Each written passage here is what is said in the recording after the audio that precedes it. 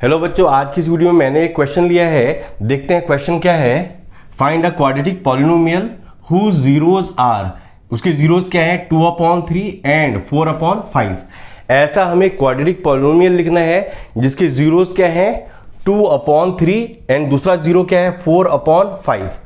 अच्छा, मैं एक बात बता दूं आपको, कोई भी क्वाड्रेटिक जब पॉलिनोमियल आपको लिखना होता है तो आपको दो वैल्यूज पता होनी चाहिए। क्या? एक तो सम ऑफ जीरोज और दूसरा क्या पता होना चाहिए, प्रोडक्ट ऑफ जीरोज। क्योंकि जब ये सम ऑफ जीरोज और प्रोडक्ट ऑफ जीरोज यानी alpha plus beta and alpha into beta की वैल्यू पता होगी तो इसके हेल्प से इजीली आप coefficient of x square, coefficient of x and constant term, इसका मतलब ए बी सी, इनकी वैल्यू इजीली फाइंड कर सकते हैं। और एक बार जब आपको ए बी सी की वैल्यू पता चल गई तो आप इजीली क्वाड्रेटिक पॉलिनोमियल लिख सकते हैं। तो देखिए मैं क्या कर रहा हूं, सम ऑफ जीरोज यानी अल्फा प्लस बीटा इसकी वैल्यू निकाल रहा हूं। तो क्या करेंगे इसको सिंपली, क्योंकि जीरोज हमारे क्या है 2/3 एंड 4/5, तो इनको मैं ऐड कर रहा हूं। तो क्या हो जाएगा ऐसे, एलसीएम क्या हो गया 15, तो ऊपर क्या आ जाएगा 5 2 जा 10 प्लस 4 3 जा 12, क्या आ गया 22/15। आई बात समझ में। उसके बाद मैं क्या कर रहा हूं, अल्फा इंटू बीटा इसकी वैल्यू निकाल रहा हूं। तो क्या हो जाएगा 2/3 मल्टीप्लाई 4/5। अब देखिए 4 2 जा 8 और 5 3 कितना हो गया 15।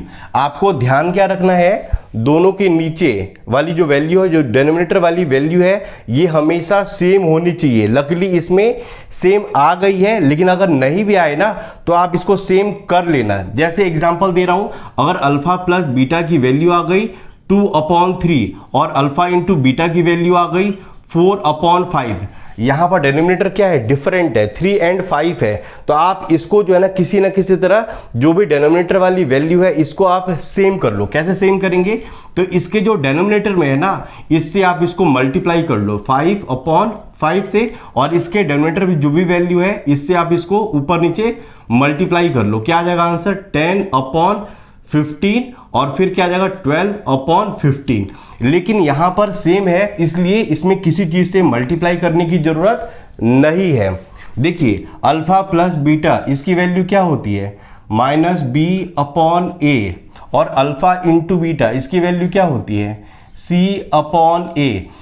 तो एक आंसर क्या होगा, चाहे यहां पर देखें या फिर यहां पर देखें। इस कारण से मैं कह रहा था दोनों का जो डिनोमिनेटर है ना वो सेम होना चाहिए, क्योंकि ए की वैल्यू फिर वो आ जाएगी। तो ए का आंसर क्या हो जाएगा 15 और -b=22, तो b की वैल्यू क्या हो जाएगी -22 और c का आंसर क्या हो जाएगा 8।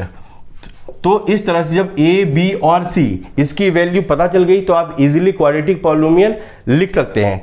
So required quadratic polynomial is क्या हो जाएगा, तो 15x² माइनस 22x प्लस 8, और ब्रैकेट को क्लोज करके जो है ना यहां पर आप k लिख दीजिए। और यहां पर क्या लिखना है, where k is a constant, where k is a constant। आपका जो रिक्वायर्ड पॉलिनोमियल है वो क्या हो गया, ये हो गया। इस तरह से बहुत इजी वे में हमने ये वाला क्वेश्चन सॉल्व कर लिया है। अगर आप न्यू व्यूअर हैं जरूर मेरे चैनल को सब्सक्राइब करें, क्योंकि आने वाले दिनों में बहुत अच्छी अच्छी वीडियोस मैं आपके लिए लेकर आने वाला हूं।